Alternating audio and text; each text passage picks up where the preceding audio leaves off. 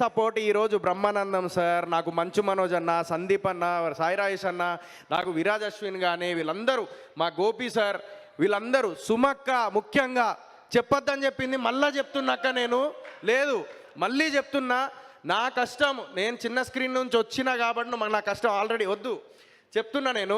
So నేను చెప్పగానే లేదురా నువ్వు ఎందుకు టెన్షన్ పడుతున్నావు, ఆల్రెడీ మొత్తం రూపాయికి ఇదవుతున్నావు అని చెప్పేసి, లేదు నేను చెప్తా, నన్ను చెప్పి నీకు దండం పెడతా నీ కాలు మొక్తావు.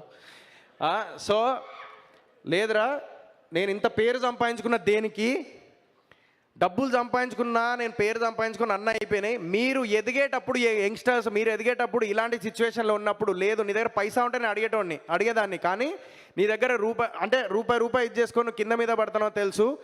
ఇంత పేరు సంపాదించుకున్నది మీలాంటి నా కొడుకుని నేను లైక్ ప్రమోషన్ చేసేటప్పుడు ఎంత ఇబ్బంది పడ్డానో నాకు తెలుసు.